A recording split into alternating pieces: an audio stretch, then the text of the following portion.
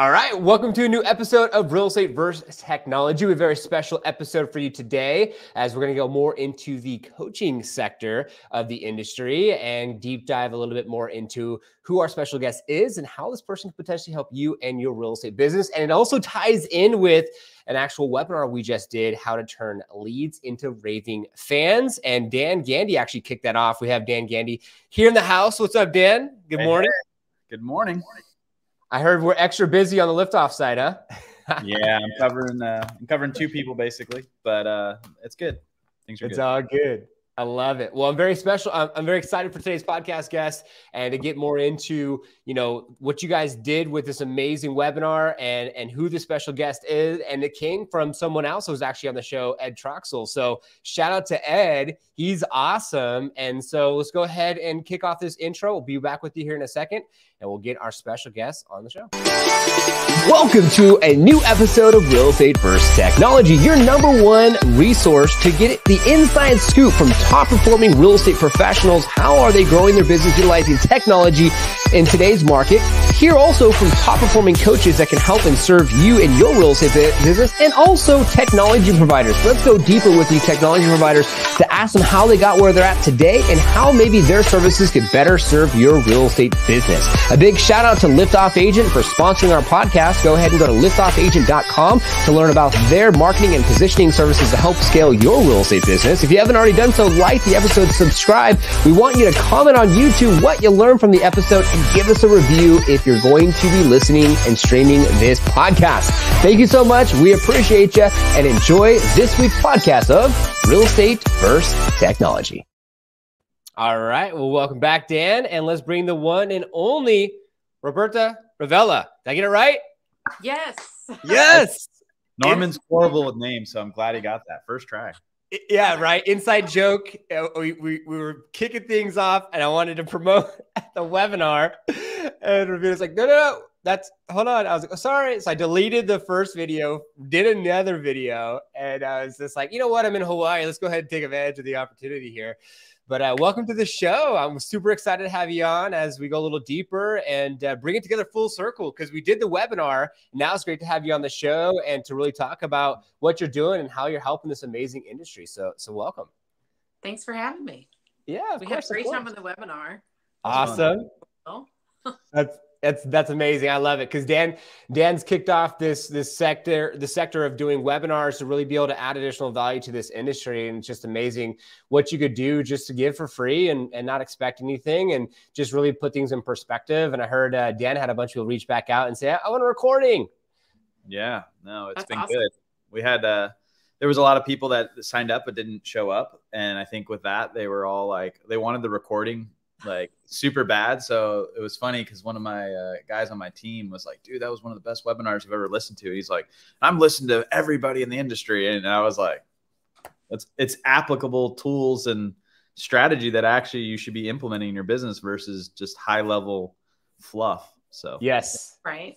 Yes. I love that. And speaking of that, anyone who's watching or viewing or streaming, there's going to be a link down below to actually get access to that webinar. So, we're going to go deeper right now and really understand Roberta and get to, why and how long you've been in the business. And we want to make sure we encourage people that if anyone wants to check out that webinar, you can go ahead and do so with the link down below. But let's get into your story. So how long have you been in the industry? Why are you coaching real estate professionals and loan officers? And how did this all come to where you're at today? Okay. Well, I originated my first loan in 1999. Okay. You guys were born yet, I hope. I was. I was. Yeah. And nobody ever gets in the rules, or some get in real estate on purpose, but mortgage, you kind of fall into it, right? I took a temp job and then I was a processor. And then my boss was like, you suck at this. You'd be great at sales. So I was young and I'm like, okay, I can do 100% commission. We'll see how it goes. So he told me if it doesn't work in 6 months, I'll give you your old job back. I'm like, fine. So I never made, even in 2008, I never made less than my admin salary ever. Wow. 6 figures the next year. Wow. So yeah, we came out of, they were trained as, and I came out of the old school banking style. 1999, I don't think we had a website when I started, right? So you got in your car and you went to real estate agents' offices. You went to networking groups. I mean, everything was speed on the street, right? And then as things went along and developed, I mean, now what are we, like 60% of people start their process online? Yep.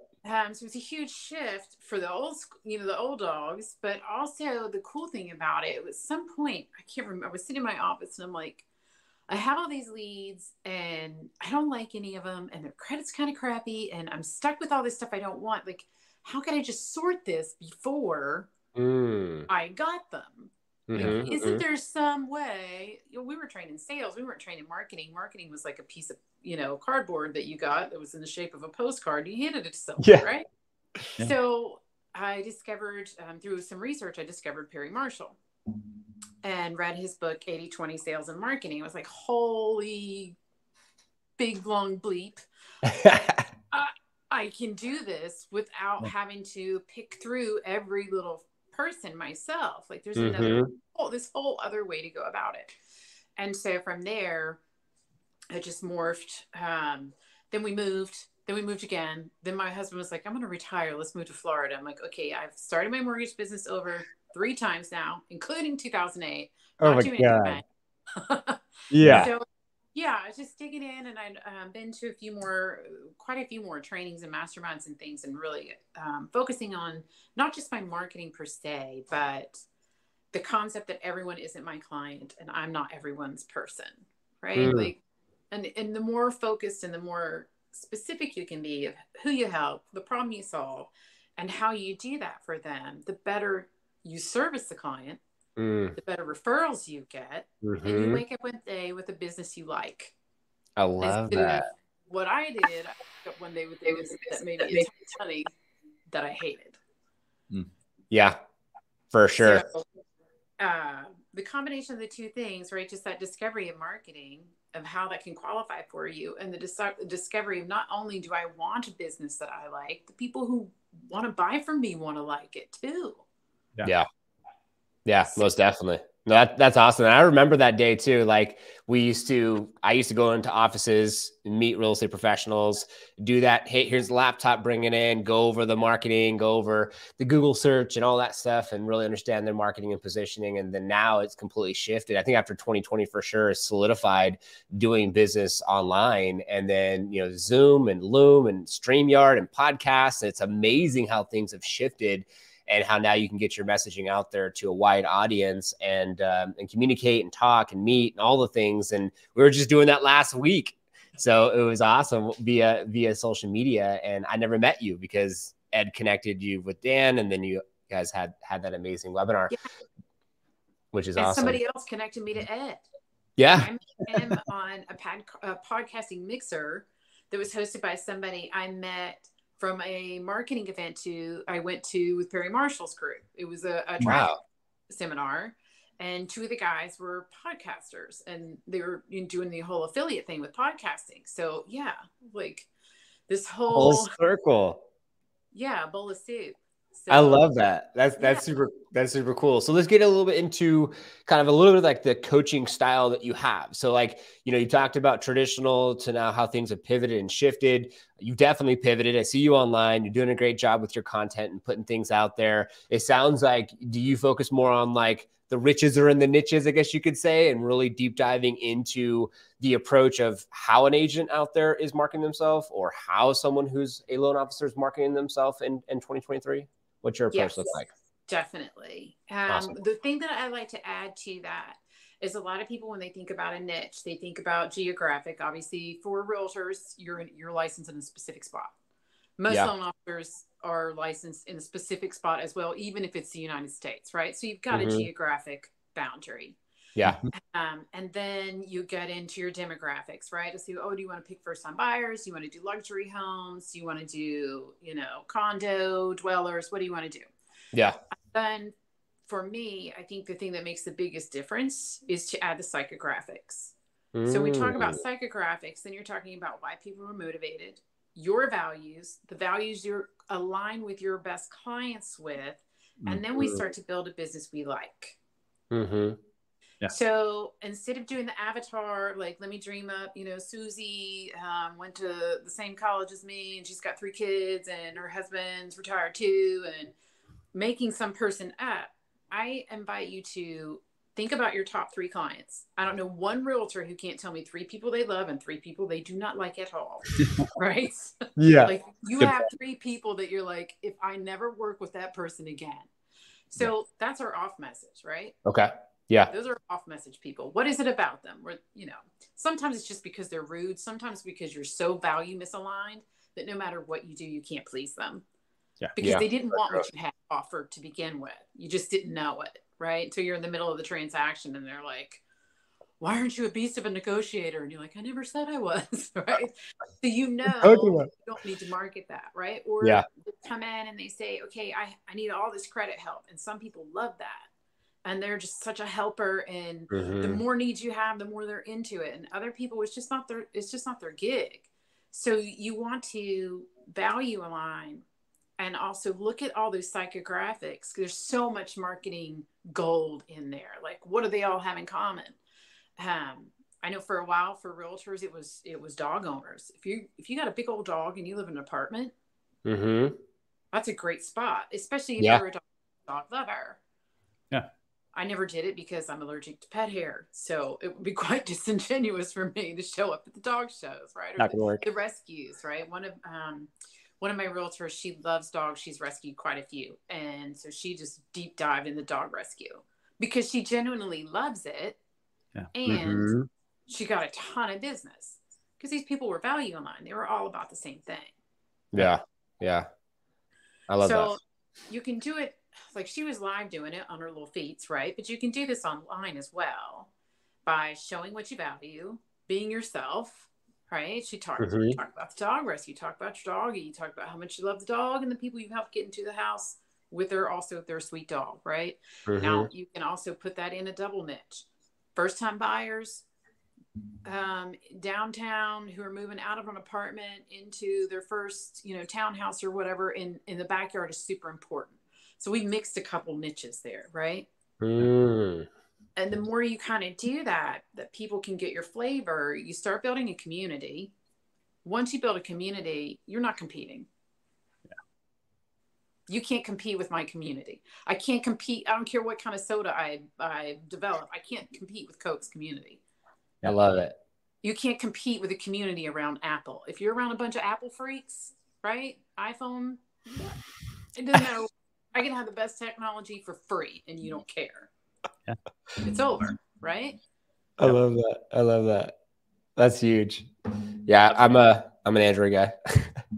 I think a lot of the alignment with coaching agents is getting them to understand just that, right? Like, why are you in this business? Who do you ultimately want to help? And it's not that you're trying to discriminate against anybody, but you want to be able to target your pipeline for more predictable results. And I talk to so many agents and I'm like, so what's going on? They're like, oh, it's a little slow. I'm like, how many deals do you have? They're like 0. And I'm like, who is your client base? Oh, I just wait till a referral comes in. I'm like, that is the worst marketing plan ever, unless you crush it on video testimonials. You're sending out badass direct mail, right? Like, you can go deep in any of these strategies, but the marketing component is what's missing. You're absorbing all the commissions and not reinvesting it back in your business. That's right. Well, and the other thing about niching, and this is something, it took me a minute. I had a coach who finally set me down and was like, we're going to have to come to Jesus here, because I had gotten myself into a niche that I didn't like, even though I was good at it. Yeah. Very good at it. But at the end of the day, when you resent your client, are you really helping them? Very true. When you're like, I don't want to take this phone call, are you really helping that person? Not so much, right? So it was finding that space where we connected on a level to where I'm truly helping that person, because they deserve that too. Yeah. Well, that's part of the reason why I grew the team, was that it's not that I don't like helping everybody, but I was like, hey, if I can get some agents on the team with a little bit different psyche and preference of client type, then I can provide those referrals and those leads to them. And that removes me from the situation. I can still be the lead generator. I can still take the initial call, but I'm like, hey, I'm not the expert on my team in this specific thing. You need to talk to this person. And that I think is what gives you a good dichotomy to a team that is going to be well faceted and be able to work with everybody. I think there's too many agents out there that get burnt out because they take anything and everything, and it's like food scraps to a dog, right? It's like they're scratching at the door because they just want a commission check. And I think when you have more clarity in that marketing, and that's what you're helping with people, right? In that coaching, is that meal is a little bit more planned out. So yeah. I love that. And for the viewers and listeners out there, if you agree the riches are in the niches, comment below with maybe a success story that you've had with that process. I think that is so important for us as a community to help and share stories outside of just us sharing stories here. And before we get into the mix-up round, I think the last question I have for you is why do you do what you do, and what was one of your success stories that you've had with one of your clients? So I started coaching, as I told you, it was a lot of logistics, right? And I was also just so burnt out with changing and redeveloping my mortgage business. Like I need to figure out something different. Like I was just fried. So I took everything that I had been learning myself, and I'm like, okay, I'll be a business coach. And there's a lot of business coaches out there, and it wasn't quite my thing. And then without taking too long, I went down a kind of long, windy path to go, you know what? The thing that I always wanted to know, and the thing that would have made and did make the biggest difference, was marketing. So how can I bring this to agents who hear the same terrible marketing advice over and over and over? Yep. And, we'll touch on that in a second. Yeah. Help them get real advice. Help them build a business the way they really want. I have two success stories for you. One, I'll just give you a super basic one. We talked about Ed Truxell before. One of my that came into my group coaching program, she really wanted to do YouTube. So she was having a hard time doing her videos, brought Ed in, and he was able to help them with their videos. And she got a few videos out, got super comfortable with it, got a couple of deals just straight out of her first few videos. But here's the kicker. She wasn't marketing to her database. And I'm like, sweetheart, we're not posting any of your videos until we're done marketing to the database. So it took us about 3 weeks, and it was okay. I mean, we all have our things that make us uncomfortable, right? Some can pop video, some people can really market to their database. So we got through the whole thing, and she got her whole system set up, her whole CRM set up. And she is now currently, and has been for almost a year now, actively marketing to her database. Wow. It's not rocket science, but it's science. Yeah. And she did her videos. So she came in for the videos. She got 2 for the price of 1. I love it. Amazing. And it's things like that make such a big difference. And I always like to say, leverage your past efforts for your future successes. And that's where videos are so important. And anyone who wants to watch or check out Ed, his episode is 174. You can watch it now. And the title of the episode's here scrolling at the bottom. And it's so true. The videos you could film, you could put out that content, you could save that content, you can evergreen that content on YouTube, and then you can send over that video link, whether it's a testimonial or what I've done or whatever the case may be, the buying process, the selling process. But I'm gonna go ahead and give it to Dan for the mix-up round, and he's gonna mix things up with us here today on our episode. Go ahead, Dan, take it away. Thank you. There was a point you brought up about, bad coaching, right? And I think I don't know if it was Daniel Beer or Bill Pipes that brought something up really funny. And they said, it's not based on theory. It's actually like the coaching that we're teaching is real life experience being translated into just good coaching advice. And I think with you and being a lender and working in the real estate space, I think you have a unique advantage. And I want to ask you, what is that unique advantage? I'm not going to repeat it, but what is that unique advantage for somebody that's listening that's like, listen, I've tried coaching from other places. I'm not a high volume team type of goal. I'm an individual agent that needs somebody to hold me accountable and provide that service. Like, what is that unique advantage that your coaching offers? The unique advantage there is I've been where you are. It was on the mortgage side, not the real estate side, but we were, you know how it goes. We're all in it together. Yep. And I've already done the work that you would have to do to learn what I know. I've also already done all the mess ups. maybe not all of them, but enough. yeah. I also understand how it feels to be so inundated. Like, okay, you got to market your about database. Then you need to do videos. Then they need to be on YouTube. Then they need to be on TikTok. Then you need to be over here. Then you should be networking live here. Like, it's just holy cow, right? My goal isn't to add more to you. It's what I did for myself, which is to take as much off my plate as possible. I don't have work-life balance. I have a life, and my work is in it. I like that. I like that. I want to enjoy my life, and I don't want to enjoy it 20 years from now. I want to enjoy it now. I got so tired of waking up with a bad stomach and can't sleep on Sunday night and always feeling behind and feeling stressed out and whatever. And as crazy as it sounds, marketing can do so much for you as far as taking things off your plate, good marketing, and just it's enough, right? Yep. I am still not here to tell you to work harder. I'm here to tell you we're going to find out how you can work as little as possible, because your business is only a part of your life. Love it. Love it. Last question for me is that process and all of that is, when is that realization point for most agents that come to you? Like, why do they need coaching? Like, are they waking up one morning and they're like, I have nothing in my pipeline, I'm going to be out of business? Or is it like, hey, I need somebody to help me with leverage and systems and scalability? Like, what's that? Most of them have tried quite a few of the marketing platforms. They bought a system and they followed the rules. They paid the $150 a month and somebody generated content for them.